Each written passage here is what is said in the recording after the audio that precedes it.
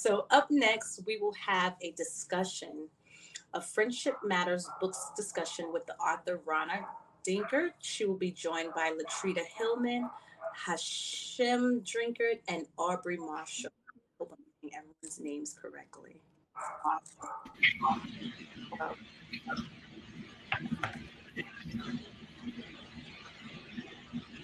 Good afternoon, good evening.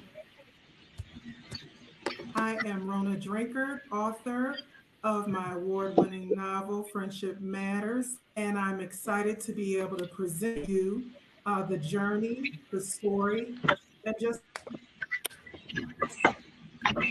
to the culture, the community, family, and friends. So we will begin. And I'll start with just introducing a part of my launch team who is present. My husband, I'll start with him first. That's Hashim, the reader for the book.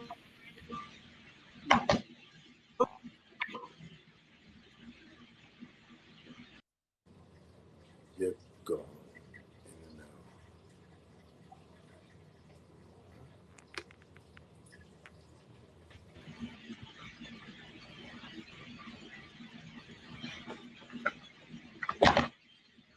Make enough sound.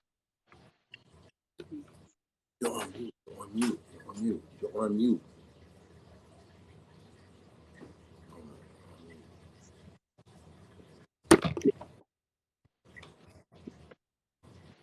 Mama, we can't hear you. All right, I'm off. I see you. I hear you. Okay. Sorry about that. So I was on mute. So I'll start again.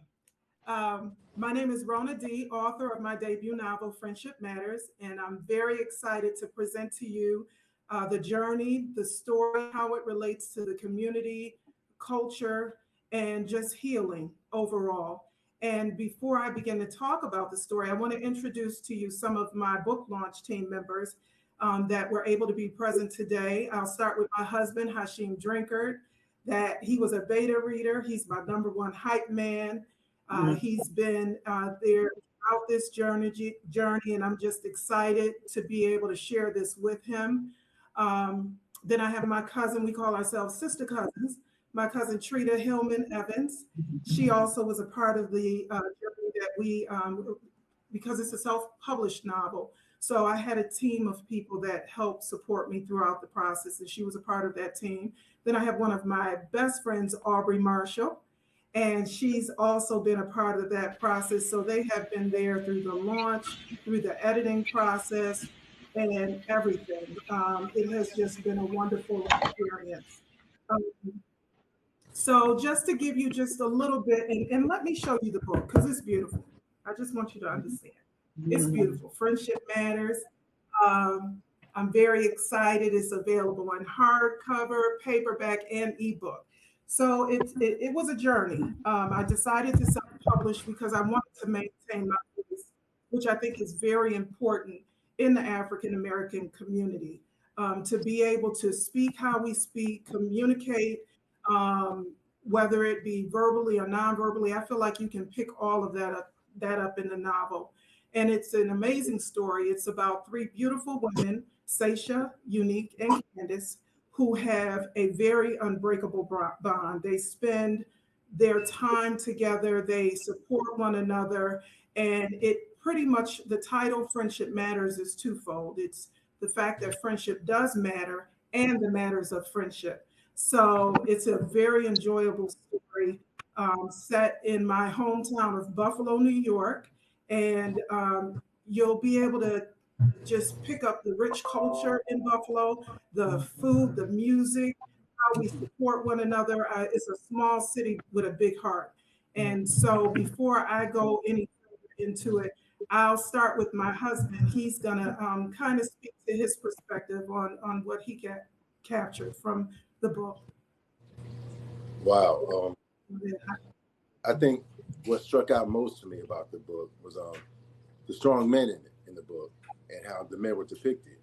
Because, what's usually put out is easily, produced and sold is, black men are bad, but this book was the total opposite. Of course, there's some good guys and bad guys in life, period. But most of the men, including the boys, the sons were strong and successful and intelligent and everything that black men truly are, despite what the media puts out. That's what struck out most to me. And it's not a male bashing book. Thank you. It is phenomenal, if I say so myself. Thank you, my hype man. I appreciate that. Trita? Well, one of the things that I think, first of all, I agree, of course, that it was a phenomenal book. I don't know what I expected other than excellence from my sister cousin, because that's just who she is. But in reading the book, I found myself many times actually just stopping and looking up and saying, this is an amazing story of healing. Much like the healing that we have to do in our community. And what I think was amazing about that healing process is that, for example, one of the friends went through a life-changing event. And in that, it was a very vulnerable position for her to be in. And I love how the friendship that they had was one where they didn't judge her based on that situation, but instead they showed her love and they showed her loyalty, which allowed her to be able to receive what the information that they had, and allowed her to be able to receive that love and loyalty that they had for her. And I think that this is also something that, they were a sense of community, the three women, and then the people around them, much like our community as a whole. I mean, they had a history, we have a history.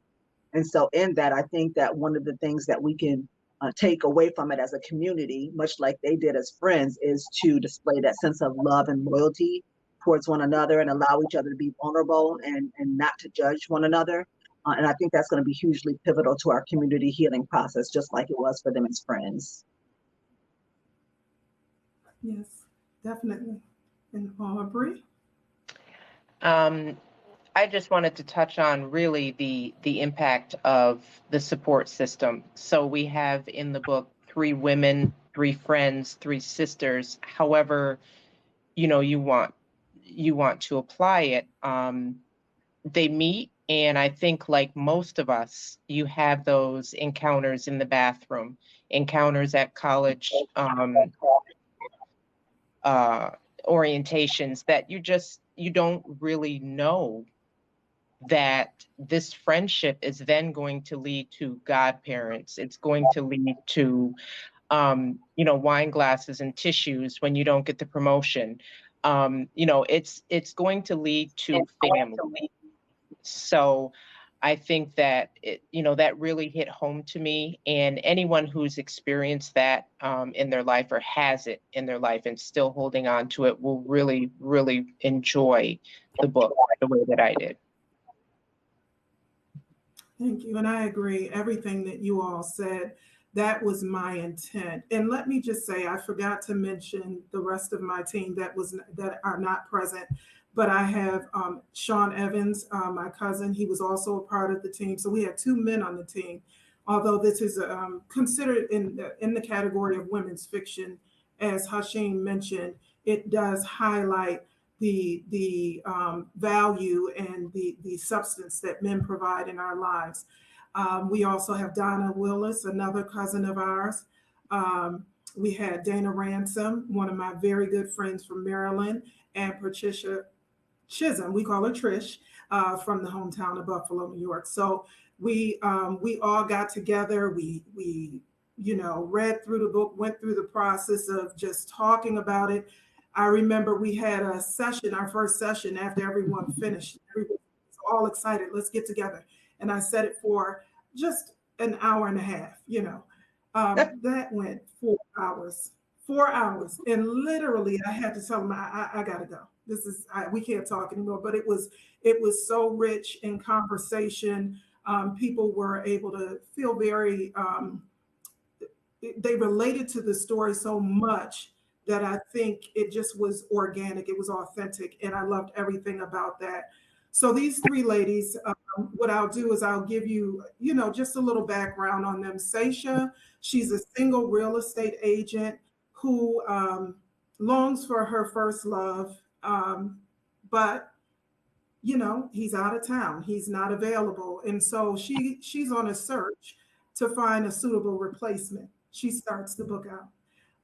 Then you have Unique, who's a widowed single mother, she's like the foundation of the friendship. She is conservative.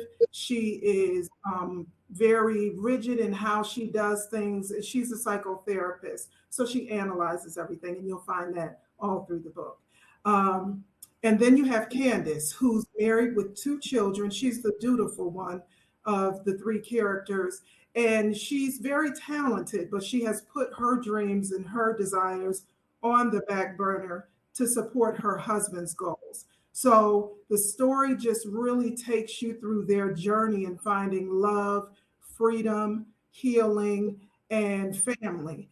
These women, they go to church every Sunday. That's the foundation.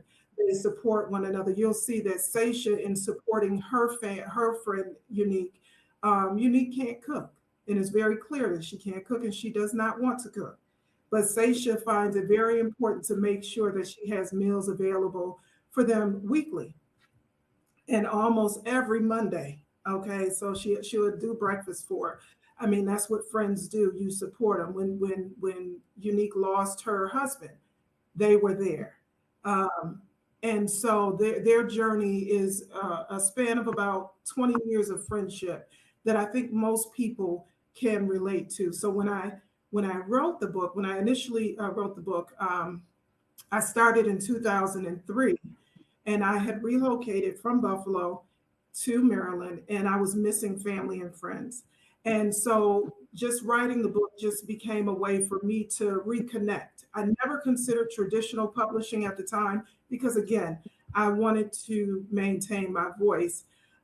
So as I started writing the book, initially it was called Episodes, but the more I began to continue drafting it and developing the characters, the title Friendship Matters became the title.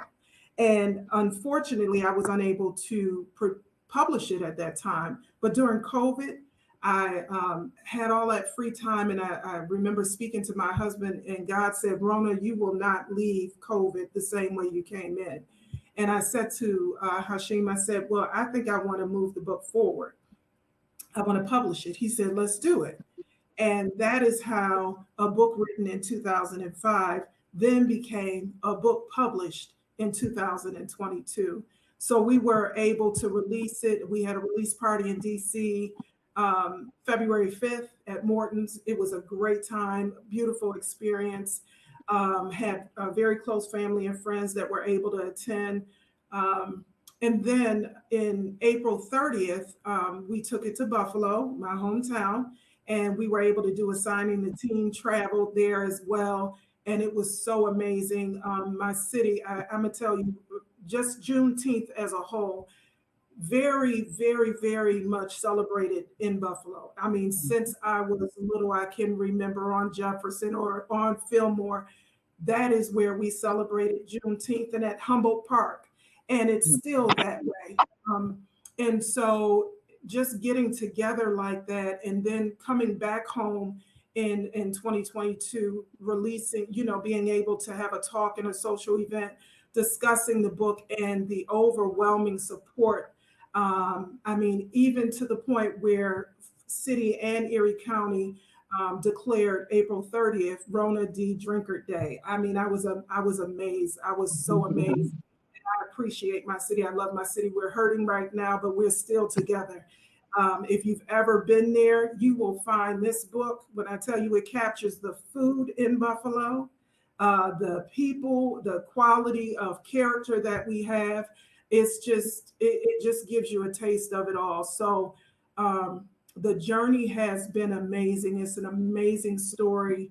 And the reviews have been overwhelming. I mean, I've won 6 awards thus far for women's fiction, African-American fiction. I was identified as one of the top 6 books to read on International Women's Day this year by the Chrysalis BREW Project. So that was very exciting. Just recently, I was a a part of an interview in the Sheen magazine. So I also shared that. So this has been a great journey. I appreciate Juneteenth NY for the opportunity. Thank you, Athenia, Mel, Kim, Tori, and Trudy Ann for your support. You can follow me at Rona D Writes. I have a promo, 15% off if you follow me, whether it's IG, Facebook, or Twitter. And you'll also get a free excerpt of chapter 1. And so look me up, www.ronadwrites.com. And I hope to be able to hear from you all soon. Thank you again for this opportunity. Bye.